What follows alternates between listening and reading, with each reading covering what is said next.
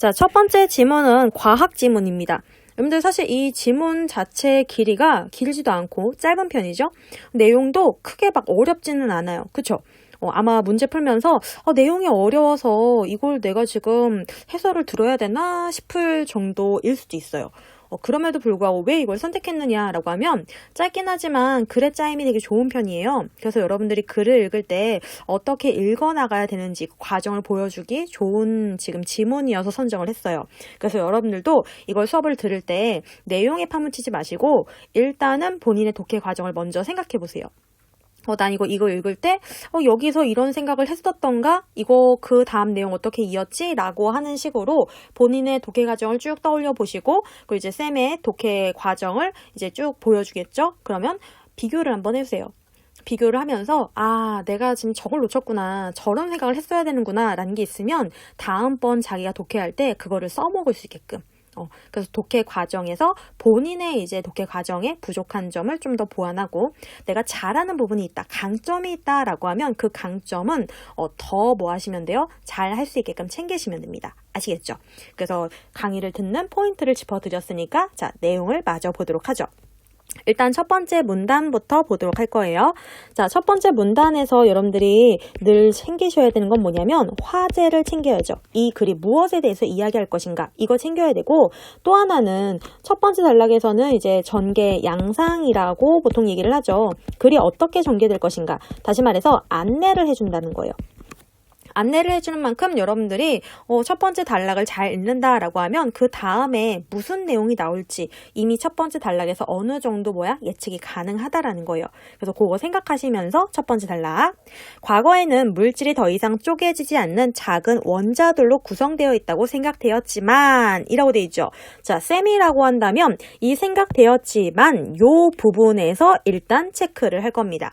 자, 왜 체크를 하느냐라고 하면 이 만이라고 하는 거는 하지만의 그 만이에요, 여러분들.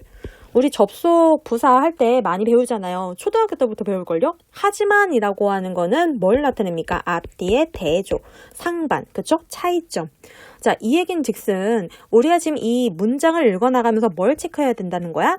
앞뒤의 차이점은 머리에 넣어둬야 한다라는 소리예요. 그러니까 그 뒤를 읽을 때 앞의 내용과의 차이점이 뭘까라고 생각을 하면서 읽어야 한다는 거죠.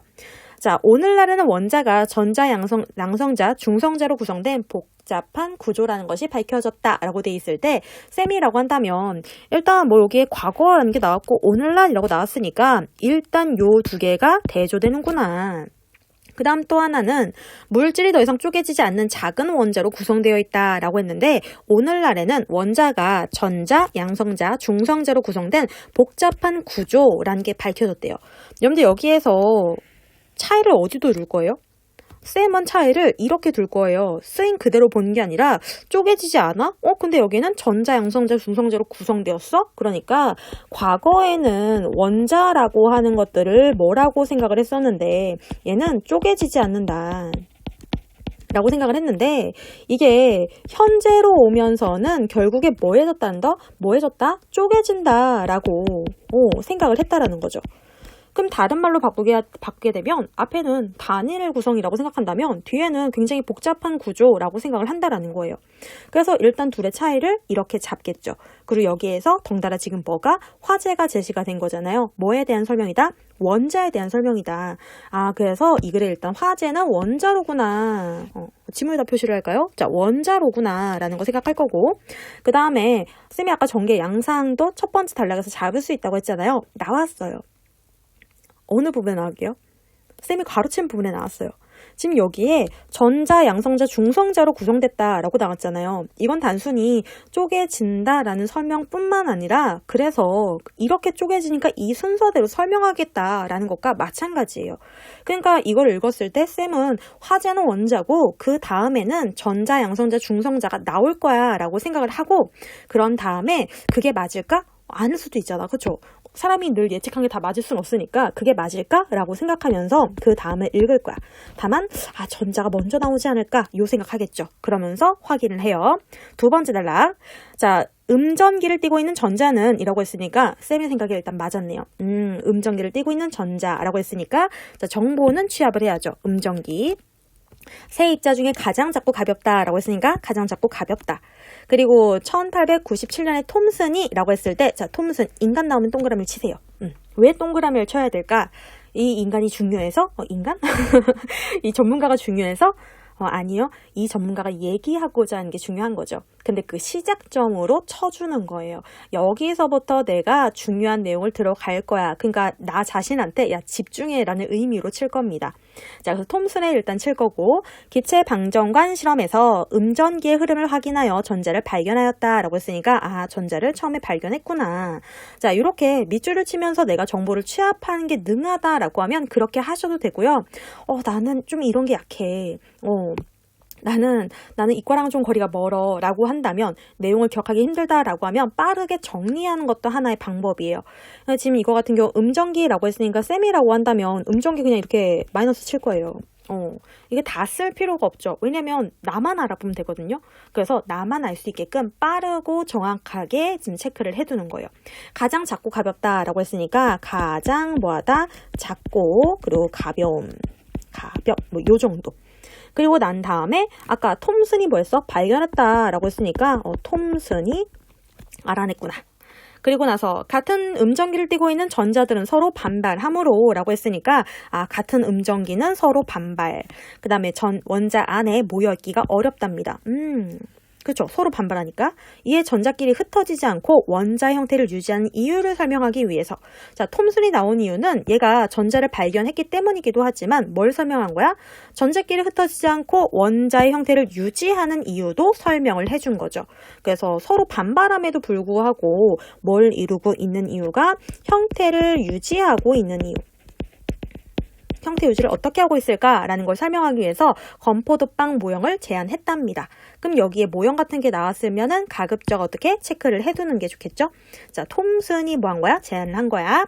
양전기가 빵 방주처럼 원자에 고르게 퍼져 있고 전자는 건포도처럼 점점이 박혀 있어서 원자가 평소에 정기적으로 중성이라고 생각한 것이다 라고 되어 있는데, 여러분들 이거 읽을 때 물론 머릿속으로 생각을 하면서 읽어야 되는 거긴 하지만 쌤이 얘기했잖아요. 읽을 때 이거에 대해서 나는 잘 이해가 된다 라고 하는 학생들은 쓱 보고 그냥 가면 되는 거고, 이해가 안 간다, 나는 완전 문과다 쌤 같은 사람, 그런 경우는 이해를 돕기 위해서 옆에 간단하게 체크를 하는 방법도 있어요. 이거는 쌤의 방식인데, 쌤이라고 한다면요, 양전기가 빵 반죽처럼 원자에 고르게 퍼져 있고 라고 했으니까, 자, 이렇게 뭐 빵 반죽처럼 있으면 여기에 양전기가 뭐 하는 거야? 퍼져 있는 거야. 이렇게 양전기가 이렇게 두루 퍼져 있고, 그리고 전자는 건포도처럼 점점이 박혀 있어서 라고 했으니까 이렇게 전자가 박혀 있는 거죠.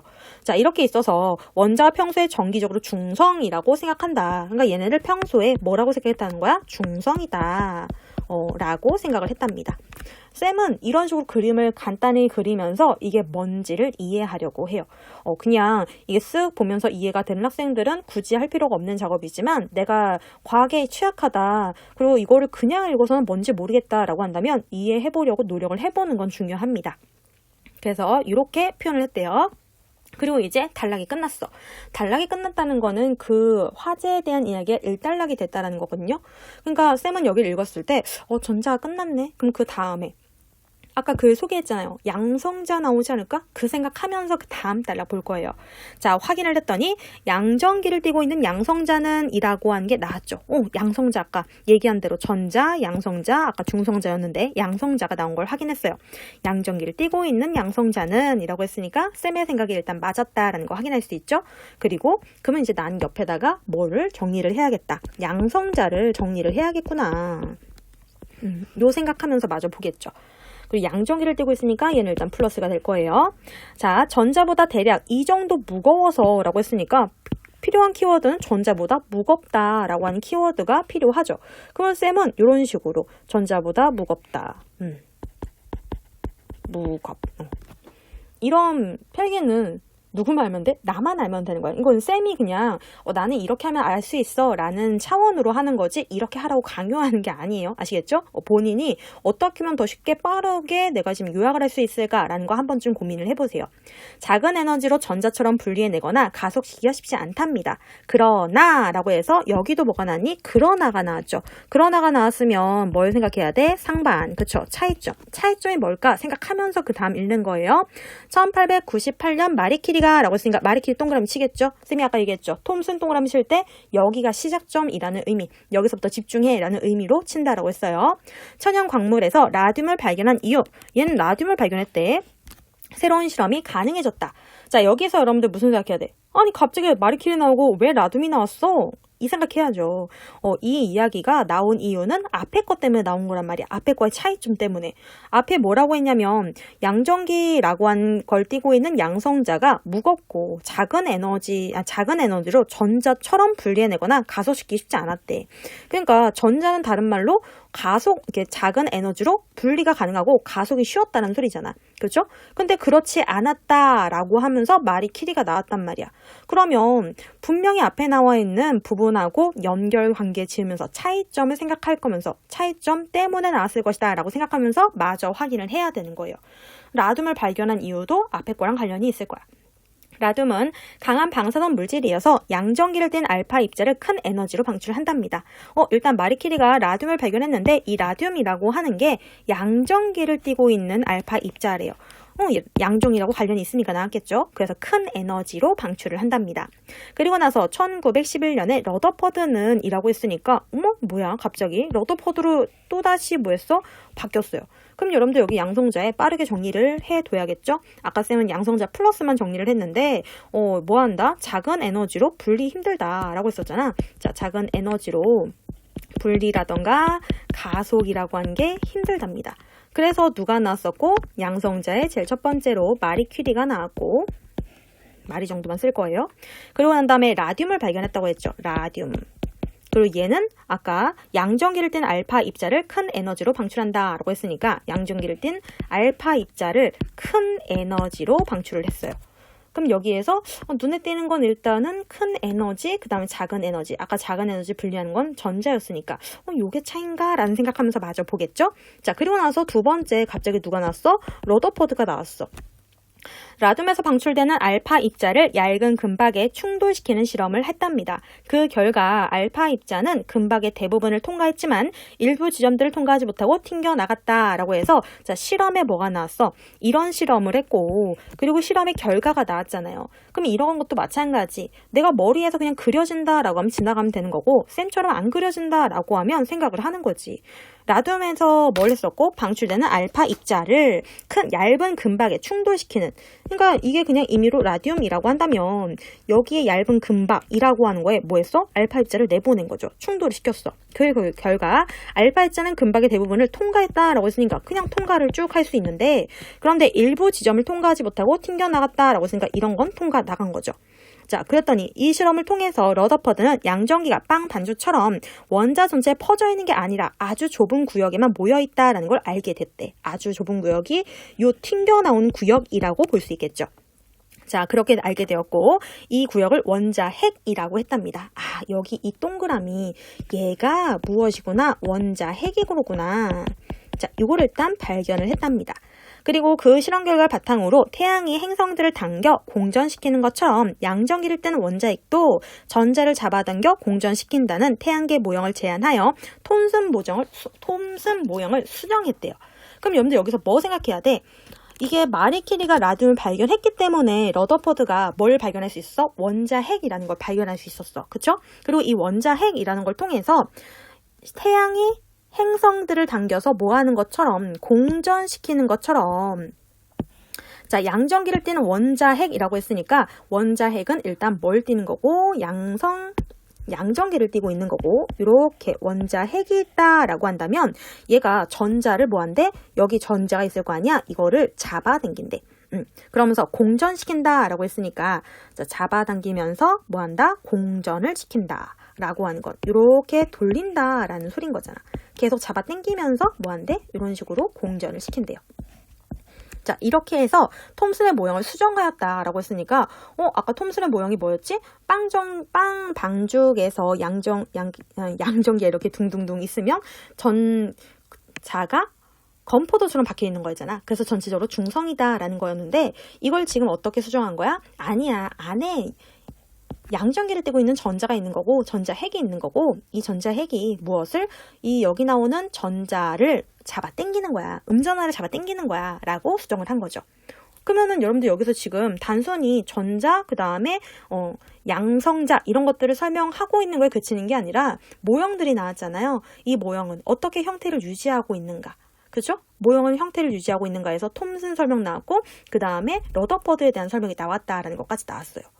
자, 그러면 쌤이라고 한다면 여기서 단순히 아까 나는 뭐라고 생각했는데 전자, 양성자, 중성자 설명한다고 생각했는데 한 가지가 더 오는구나. 어떤 식으로? 전자 설명하면서 얘네들이 어떻게 모여 있을지 모형. 양성자 설명하면서 어떻게 모여 있을지에 대한 설명. 그 다음 마지막 중성자 설명하면서 거기에 대해서도 어떻게 모여 있을지에 대한 이야기가 나오겠다라는 생각을 마저 할 거란 말이에요. 여러분들 이 비문학 글이라고 하는 건 굉장히 잘 짜여져 있기 때문에 정보를 줄 때에도 굉장히 체계적으로 줘요. 그래서 앞에 나와 있는 그런 내용이 그러니까 구조가 뒤에도 나와 있다라고 하면 그 뒤에 나올 가능성이 굉장히 커진다라는 거예요. 그래서 그 정도 생각하면서 마저 보겠다는 거죠. 자, 이 단락이 구분이 됐고 단락 구분되면 이제 뭐가 나올 확률이 높은 거야. 아까 본 것처럼 뭐가 나왔고 위에 전자, 양성자. 그럼 이제 중성자 나올 차례가 높겠죠? 그러니까 나는 이제 이 단락에서는 중성자가 좀 중요할 것이다 라는 생각을 하면서 그러면서 마저 체크를 할 거예요. 자, 봅시다. 그런데가 나왔네요. 자, 이렇게 그런데가 나왔을 때에도 여러분들 주의를 합니다. 왜냐?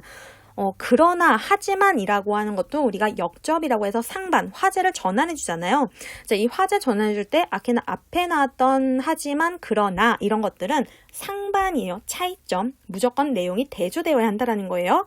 자, 근데 그런데가 나왔다라고 하는 건 굳이 상반이 아니어도 괜찮아요.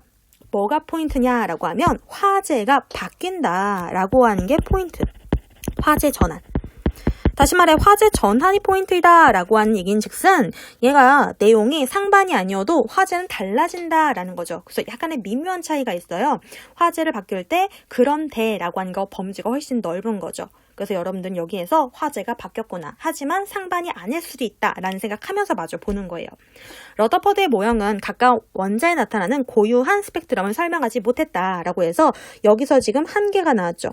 앞에 나왔던 이 러더퍼드가 고유한 스펙트럼을 뭐하지 못한데 설명하지 못했다라고 돼 있어요.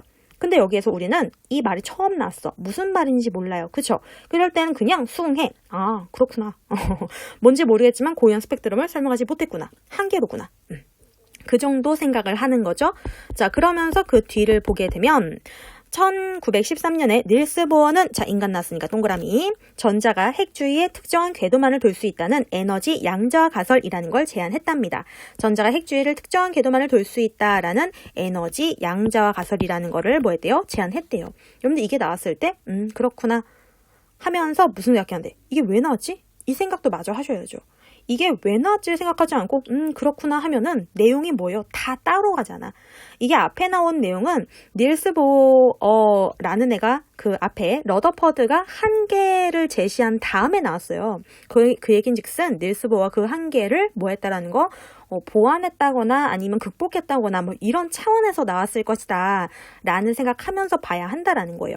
그러니까 여기에 원자에 나타나는 고유한 스펙트럼이라고 하는 게 우리가 뭔지 몰랐지만 이 다음을 읽었을 때 전자가 핵 주위에 특정한 궤도를 돈다라고 하는 것과 연결이 되지 않을까라는 생각을 하면서 마저 보는 거죠. 그러면 설명하지 못했는데 설명이 된다라는 소리니까. 자, 이를 통해 양성자 한계와 전자 한계로 이루어져 구조가 단순한 수소 원자의 스펙트럼을 설명할 수 있었던 건 닐스 보어가 되겠죠. 자, 그리고 난 다음 1919년에 러더퍼드는 이라고 해서 여기에 지금 일단 뭐가 나왔었고 아까 중성자 설명할 것이다 라고 생각했는데 지금 당장 중성자가 안 나왔어. 그쵸? 그래서 내가 생각한 게 좀 달랐나? 다른 건가? 라고 생각하면서 일단은 정리를 하겠죠. 누가 나왔고 러더퍼드가 나왔고 러더퍼드가 한계가 있었고 자, 이 한계를 누가 닐스 보어가 라는 애가 뭘 통해서 에너지 양자 가설. 자, 이걸 통해서 대략적으로 설명을 했을 것이다 라고 생각을 하는 거죠. 자, 그러면서 다시 한번 1919년에 러더퍼드라고 했으니까 다시 러더퍼드로. 러더퍼드가 뭔가 많은 걸 했네. 자, 이 러더퍼드는 질소 원자에 대한 충돌 실험을 통하여 핵에서 떨어져 나오는 양성자를 확인했답니다. 러더퍼드가 양성자를 일단 확인했대. 그는 또한이 나왔다라고 했을 때 또한은 뭘 얘기하는 거야?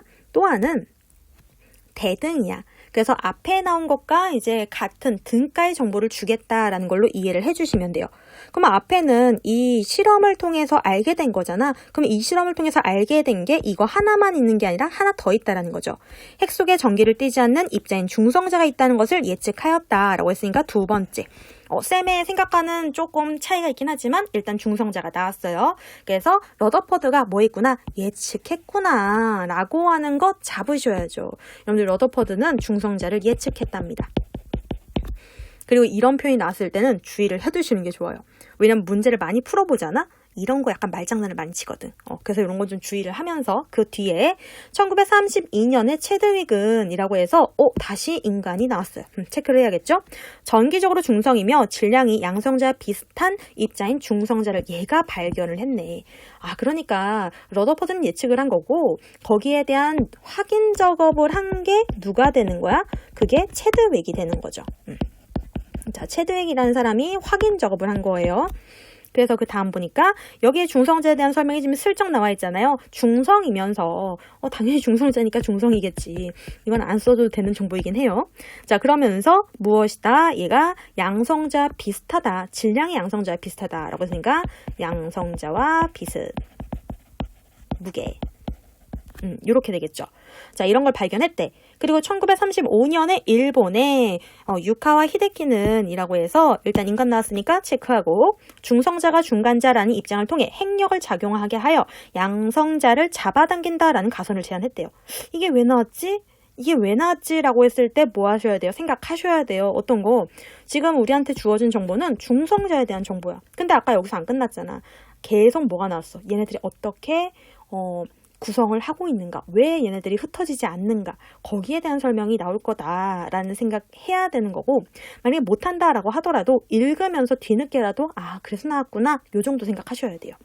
자, 일단 유카와 히데키 쓰기 싫으니까 유라고 씁시다. 자, 중성자가 중간자라는 입장을 통해 핵력을 작용하게 해서 양성자를 잡아당긴다라는 가설을 제안했대요. 여러 개의 양성자를 가진 원자에는 같은 양전기를 띠고 있는 양성자들이 서로 밀어내려고 하는데 같은 애들은 계속 밀어내려고 하나 봐. 이러한 반발력보다 더 큰 힘이 있어야지만 여러 개의 양성자가 핵 속에 속박될 수 있대. 그러니까 우리가 알 수 있는 거는 일단 중성자라고 하는 중간자 입자를 통해 핵력을 작용했다라고 했으니까 요 가운데에는 얘는 뭐가 있을 거고 중성자라는 애가 있을 거고 그리고 핵력을 작용하고 얘가 핵력이라고 하는 걸 지금 작용해야겠죠. 자, 양성자를 잡아당긴다라고 했으니까 양성자가 이렇게 있으면 얘가 얘를 뭐한 중이야? 잡아당기는 중이라고 보일 수 있겠네. 그랬을 때 이 여러 개의 양성자는 뭘 지니고 있고 같은 애들끼리 밀어내려고 하고 있고 양성자와 양성제는 뭐 하고 있어? 밀어내려고 하는 거죠.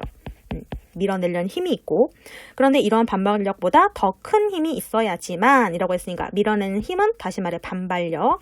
그러니까 여기 애초에 그냥 반발력이라고 써도 상관이 없고 아니면 밀힘. 쌤처럼 이제 조금 뭐라고 할까 그냥 빨리 정리하자라고 하는 입장에서는 이렇게 써도 상관이 없고 자 이런 것보다 더 큰 힘이 있어야 된다라는 건 뭐가 더 커야 돼? 핵력이 더 커야 한다는 거죠.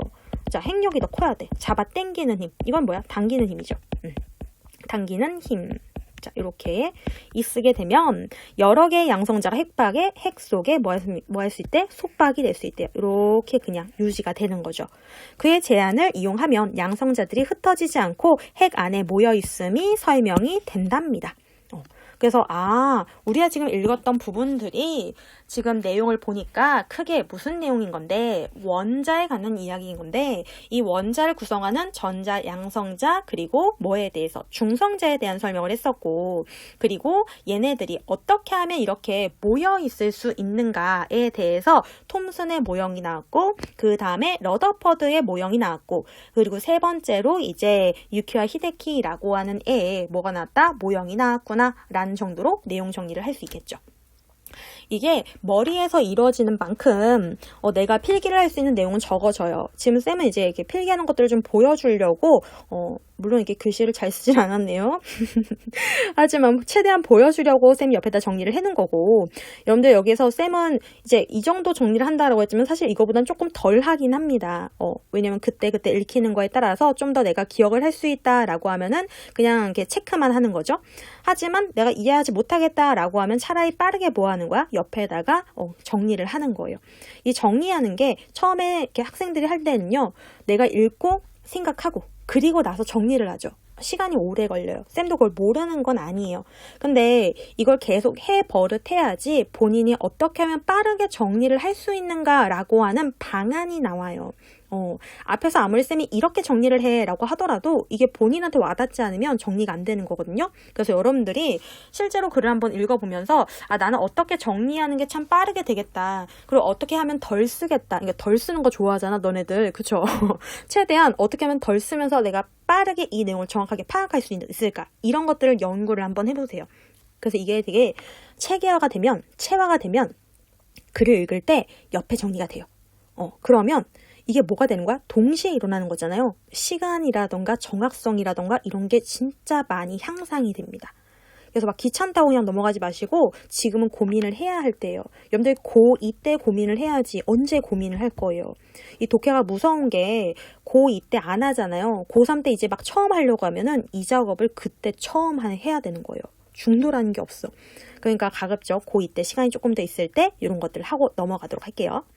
자, 19번하고 그 다음에 이제 20번 문제가 있는데 가볍게 확인을 해봅시다. 윗글에 대한 설명으로 적절하지 않은 것이라고 돼 있고 원자를 구성하는 입자들의 질량이 비교되어 있죠. 가장 약한 게 전자, 비슷한 게 양성자, 중성자 나와 있기 때문에 가능합니다. 자, 원자를 구성하는 입자들의 내부 구조를 제시하고 있다라고 했는데 원자를 구성하는 입자들은 일단 나왔어요. 전자, 양성자, 중성자 내부 구조가 제시되어 있습니까? 응, 그쵸? 자, 2번이 땡이라고 볼 수 있겠네요. 정기적 성질이라고 하는 게 전자가 그 다음에 양성자가 양, 그리고 중성자는 중성이라는 게 나왔고 원자를 구성한 입자들이 발견된 순서를 차례대로 제시를 했었죠. 그 다음에 원자를 구성한 입자들 사이에 작용하는 힘이라는 것도 지금 제시가 되어 있었으니까 뭐 전자끼리는 반발, 그리고 양성자끼리 반발 뭐 이런 거 나왔잖아요. 그런 것도 나와 있기 때문에 답은 2번이었습니다.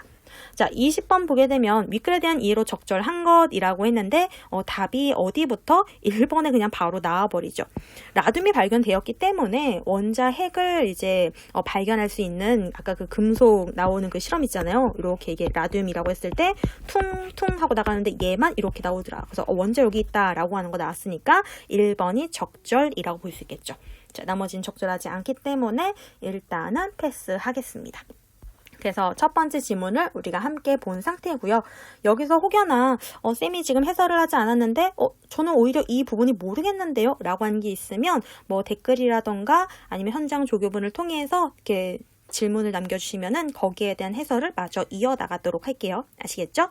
자, 그러면 우리는 두 번째 지문에서 보도록 할 거예요. 다만 이제 두 번째 지문 보기 전에 다시 한번 내가 이거 어떻게 읽었는지 전혀 생각이 안 난다라고 하면 이 해설 강의도 크게 도움이 되지 않기 때문에 어떻게 읽었는가라고 하는 것들을 되새기면서 그러면서 두 번째 강의에서 보도록 하겠습니다. 좀 이따 봐요.